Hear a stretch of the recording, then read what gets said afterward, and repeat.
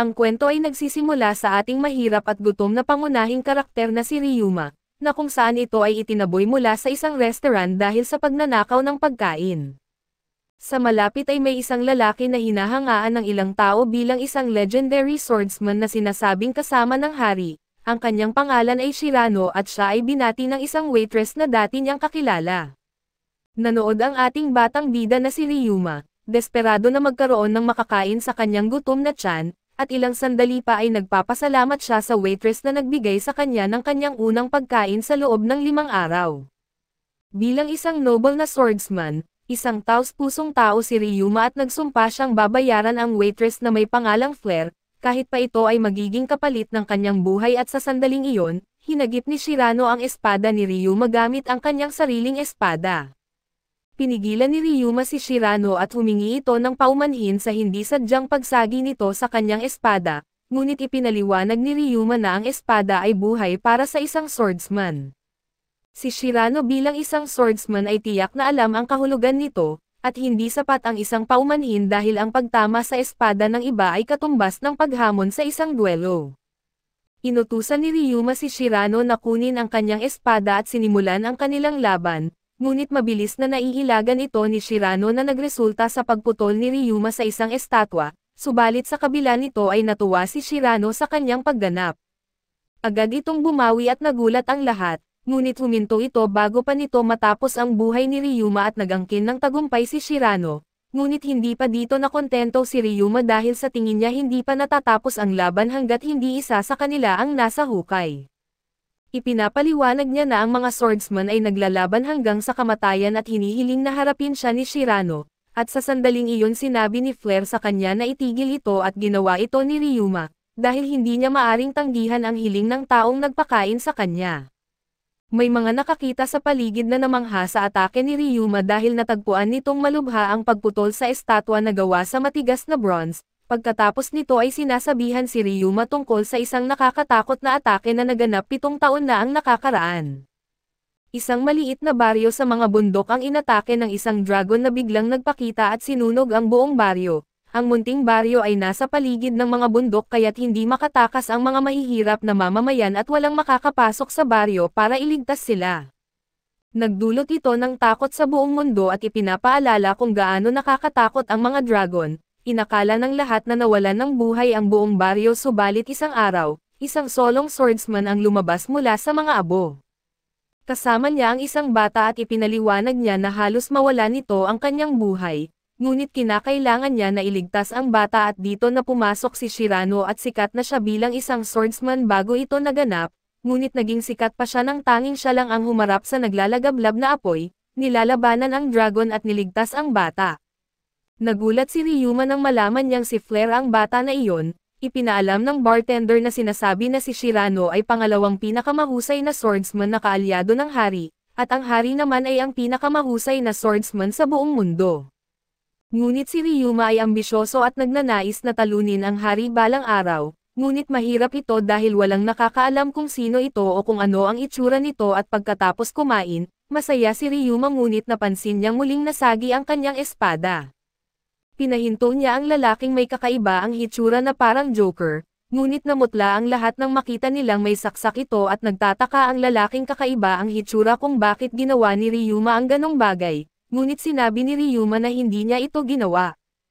Sinabi ng kakaibang lalaki na lahat ng naruroon ay nakakita na sinaksak siya ni Ryuma nang walang dahilan, ngunit unti-unti niyang naisip na marahil alam ni Ryuma ang meron siya at nais nitong kunin ito sa kanya. Ginawa ng lalaking ito ang isang malaking isyu tungkol sa bagay na ito at sinabihan si Ryuma na hindi niya ito ibibigay. Binalaan niya si Ryuma na isusunod niya ito kahit sa kamatayan. At kahit pangako niyang isama ang buong bayan at doon ay pagod na si Ryuma sa mga pangyayaring ito, ngunit sa wakas ay nilantad ng lalaking ito na ang bagay na hindi niya ibibigay kay Ryuma ay ang sungay ng dragon. Nilakasan ng lalaking ito ang paghipo sa sungay at bigla na lang natigilan ang lahat ng mga tao sa bayan at natakot.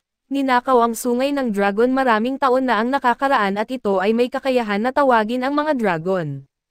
Lahat ay tumanggi na paniwalaan ito ngunit itinatagubilin ng lalaking kakaiba na totoo ito at sinira ito sa harap nilang lahat, Nagulat ang lahat sa takot at nagsimula ang pananakot sa kanilang kaligtasan at sinisi nila lahat ito kay Ryuma. Ipinaliwanag ni Ryuma na hindi niya sinaksak ang lalaki at doon ay humingi siya ng tulong kay Flare, subalit binatukan siya ni Flare na galit at tiyak na hindi pa nakakita ng dragon si Ryuma, kaya't hindi nito masasalaysay kung gaano nakakatakot ang mga ito. Wala nang malay si Ryuma sa nangyayari, ngunit siya'y tiyak na walang kaugnayan dito at tumanggi siyang maging responsable. Nagalit ang lahat sa kanyang pahayag at ipinunto na kung ito'y hindi pekeng sungay, sila ay malapit ng mamatay. Sa sandaling iyon ay dumating si Shirano at kinumpirma na totoo ang sungay. Alam niya ito dahil ang lahat ng mga gwardya na nagbuwis ng buhay upang ipagtanggol ito ay kanyang mga tauhan. Nahirapan si Shirano ng sobra dahil hindi siya naruroon para tulungan ang mga ito. Pinuna ito ni Shirano, na sa kabila ng kasalanan ni Ryuma o kahit wala siyang kasalanan ay darating pa rin ang dragon sa pinakadramatic na paraan. Tinanong ni Shirano ang mga tao sa bayan kung payag silang harapin niya ulit ang dragon, at ang lahat ay nagpalakpakan bilang pasasalamat sa kanilang tagapagtanggol. Alam ni Flare kung gaano ito kadelikado at ipinaliwanag na walang isa sa mundo ang makakatalo sa dragon na mag-isa, kahit pa si Shirano ay hindi makakatalo sa dragon subalit pinaliwanag ni Shirano na alam niyang darating ito balang araw, at gagawin niya ang lahat ng kanyang makakaya upang maiwasan ito. Inilaan niya ang maraming taon sa paghahanap ng sungay, ngunit nabigo si Shirano at ngayon ay nais na lamang niyang magkaroon ng pagkakataon na tapusin ang lahat ng ito. Nagmamalasakit ang lahat sa kabutihan ni Shirano subalit hindi nito na-impress si Ryuma. Sinimulan niyang magtangka na gamitin ang kanyang katwiran at ipinaliwanag na dapat na lamang palikasin ang mga tao sa bayan. Kung walang tao sa bayan ay walang makakalaban sa dragon maliban kung nais nilang protektahan ang mga walang laman na gusali. Nagalit ang lahat ng mga mamamayan at humingi ng pagsisisi kay Ryuma. Pinag-utos ni Shirano ang lahat na iligtas ang kanilang sarili at nangakong ipagtatanggol ang kanilang mga tahanan kahit pa ito ay magdulot ng kamatayan sa kanya. Ngunit kung siya ay matalo sa laban ay nais lang niyang patawarin siya at pagkatapos na makalikas ang lahat, nalaman natin na naiwan si Ryuma at Flare at nagtataka si Ryuma kung talagang ganon ka-wild ang mga dragon tulad ng sinasabi ni Flare. At naiisip niyang si Shirano ay dapat talagang kahanga-hanga at gusto niyang matalo ito. Ngunit may malalim na trauma si Flare mula sa nakaraang pag-atake ng dragon, kaya't tumakbo siya upang pigilan si Shirano at isang tao laban sa isang dragon ay labis-labis na mapanganib kaya't ayaw niyang payagan itong magpatuloy. Nagtangka si Ryuma na pigilan siya at binalaan niya si Flare na hindi siya makakatulong kay Shirano at inilagay siya nito sa kanyang lugar. Ipinapaliwanag ni Flare na si Shirano ay nagtutuksong iligtas ang buhay ng mga tao, hindi sila nagagalit dito tulad ng ginawa ni Ryuma. Ngunit mayroong naganap na pag-uusap o pangyayari na nag-trigger kay Ryuma, kaya't nilabas niya ang kanyang espada para bantaan si Flare at sabihin sa kanya na huwag nang bumalik at sumama na lang sa kanya para makalabas sila ng bayan. Ngunit tumanggi si Flare at humarap sa ibang direksyon, sinubukan siyang pigilan ni Ryuma na huwag titingnan ang isang bagay. Ngunit huli na ang lahat. Napakasayang nadama ni Flare nang makita niya si Shirano kasama ang lalaking may dala ng sungay, nakahawak sila ng ginto at nangunguna ang lalaking may sungay sa kanilang kasiyahan, binubuhay muli sa kanyang isipan ang mga salita ni Shirano habang ito'y naglalaro sa kanyang isipan. Nakakabigla para kay Flare nang malaman niyang pinagtatawanan lang sila ng dalawang ito habang ninanakawan ang buong bayan. Nasira ang loob niya kay Shirano subalit ngayon ay nakita na niya ang masamang asal nito. Nangyari ito habang pinagtatawanan sila ng dalawang magnanakaw habang binubuksan ang pinto para tawagin ang dragon. Inaalala ni Flare ang mga sinabi ni Shirano tungkol sa kanya at nadama niya na lalong nagiging masama ito. Napakabigat para kay Ryuma ang naging sitwasyon ni Flare. Ngunit hindi niya alam kung ano ang sasabihin at narinig niya ang mga usisero mula sa malayo na nagtatawanan habang nagbabalak na gawin ang pareho nilang ginawa 7 taon na ang nakakaraan. Gagamitin nila ang tunay na sungay para tawagin ang dragon at bago pa ito dumating, sila ay mawawala na at kinailangan ni Flare na makinig habang tinatawanan siya ni Shirano at iniinsulto para sa kasiyahan niyang makita ito, at nagtataka kung ilang beses nang nasira ang bayan dahil sa dragon. Nakikita ni Flare na kahit paunti-unti ay sinasaktan siya ng lalaking kasama ni Shirano at ito ay isa pang pagpapakita ng kanilang kasamaan. Sinasabi ni Shirano na hindi na nila kailangan patayin ang mga tao sa ngayong pagkakataon. Bumalik ang isang eksena sa nakaraan na nagpapakita na sina Shirano at ang kanyang kaibigan ay nagplano na maglunsad ng kanilang sarili sa isang surprise attack, dahil sa ito'y bundok at walang makatakas sa naglalagablab na apoy, kaya't ito ay perpekto para sa masamang lalaki at sila ay nagpatupad ng pagsalakay upang wakasan ang lahat ng buhay. Matapos nilang tapusin ang lahat, lumitaw si Flare na humihingi ng tulong at sinabi na ang kanyang mga magulang ay naipit sa ilalim ng kanilang bahay at ito ay pinilit niyang iligtas. Natagpuan ni Shirano ang ama ng bata na labis na natutuwa na makita na may nakaligtas pa. Hindi alam ng kanyang ama kung sino ito, kaya't nagpasalamat siya kay Shirano sa pagligtas sa kanyang anak at humingi ito ng tulong para makatayo, ngunit sa halip ay binigyan ito ng kamatayan ni Shirano.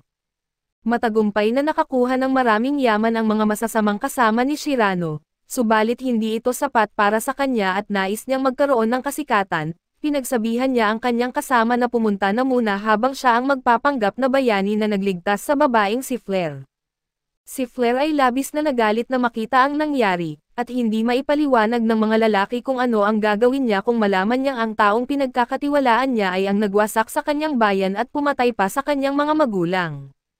Sa isa pang pagsilip sa nakaraan, makikita si Shirano na nagpapakita ng kanyang galing sa pag-arte habang humihingi ng tawad kay Flare, dahil sa hindi niya na-save ang kanyang mga magulang subalit hindi kinaya ni Flare ang mga pangyayaring ito at nagsorry siya kay Ryuma para sa lahat ng masasamang bagay na binitawan niya laban dito. Ayaw ni Flare na magdamdam, sapagkat hindi niya nais na ibigay ang kasiyahan sa mga masasamang kasama ni Shirano at sinabi niya kay Ryuma na dapat na itong umalis, sapagkat darating pa rin ang dragon at pinapalad niya siya sa kanyang paglalakbay. Si Flare ay bumalik sa tindahan, ngunit hindi na niya mapigilan ang kanyang emosyon at nag-iiyak siya ng malakas at patuloy na nagtatawanan ang mga masasamang kasama ni Shirano, at nakikita ni Ryuma na umiiyak si Flare. Nagiging galit si Ryuma, hanggang sa hindi na niya kayang kontrolin ang sarili at mabilis siya na pumunta sa direksyon ng kalaban na puno ng galit at naririnig na malapit na ang dragon. At ang mga mamamayan ay umaasa kay Shirano bilang kanilang tanging pag-asa. Nagtatanong ang mga mamamayan kung ano ang kanilang nagawa para maranasan nila ito, at sinisisi nila si Ryuma sa lahat ng ito at para sa kanila, siya isang walang kabuluhan na dumating at sinira ang kanilang buhay, kaya't binigyan nila ng buong tiwala si Shirano. Sa sandaling iyon ay hinarap ni Ryuma si Shirano at nagsalita ang mga masamang kasama nito at ibinuking ang lahat, at ipinagmalaki kung paano nila pinatay ang lahat ng mga gwardya upang nakawin ang sungay ng dragon. Nagkaroon ng ideya si Shirano na patayin si Ryuma upang makuha niya ang buong pagpupuri, at sinugod ito at iniisip ni Ryuma ang lahat ng mga taong inalipusta ni Shirano, at ginamit ang buong galit upang hiwain ito ng buong bilis. Binalik ni Ryuma ang kanyang espada bago pa makalapag ang katawan ni Shirano sa lupa. At hindi makapaniwala ang clown na natalo si Shirano ng ganoon kabilis at kahit na puno ng kasamaan si Shirano, pinapaalala ng clown na ito'y tagapagligtas ng buong bayan. Sinabi ng kalaban kay Ryuma na kayang pigilan ang dragon gamit ang totoong sungay ng dragon, hindi basta-basta ang makagawa nito at naglaan siya ng 3 taon upang ma-master ito. Siya lamang ang makakatigil sa dragon. Kaya't sinabi niya kay Ryuma na kung nais nitong iligtas ang bayan ay mas mainam na payagan niya siyang mabuhay, subalit sa kasawiang palad para sa kalaban ay ipinaliwanag ni Ryuma na hindi ito ang kanyang bayan. Sa sandaling iyon, ang mga mamamayan ng bayan ay natakot habang dumating ang malaking dragon at gumamit ito ng apoy at sinunog ang buong bayan, naging sigurado ang mga mamamayan na ang kanilang bayan ay maglaho na at sila'y ituturing na wakas. Ang kanilang unang pagkakakita sa isang dragon ay nagpapahayag sa kanila na hindi ito kayang talunin ni Shirano. Sa bayan ay nakaupo si Flare sa kadiliman at natagpuan siya ng dragon at lumabas siya para harapin ang malupit na halimaw at hindi natakot nang ito'y bantaan ang kanyang buhay. Handa si Flare na mamatay kasama ng bayan, ngunit nagulat siya nang biglang magpakita si Ryuma mula sa kung saan-saan at agad tumingin ang mata ng dragon sa kanya. Ngunit nilalabanan ito ni Ryuma at maayos na naiiwasan ang mga atake nito. Nakarating siya sa likod ng dragon pero bigla itong lumipad, subalit hindi nagpatinag si Ryuma at patuloy na pumunta sa itaas ng dragon at sa isang simpleng atake, tinanggal niya ang ulo nito at pagkatapos ay nagulat si Ryuma sa laki ng mga pakpak ng dragon. Si Flare ay wala nang masabi sa kanyang nakita at nagulat na nandun pa rin si Ryuma. Sinabi ni Ryuma kay Flare na itigil ang pag-iisip na tapusin ang kanyang buhay, at ipinaliwanag na narinig niya na ang pagpapakamatay ay hindi nakakatuwa.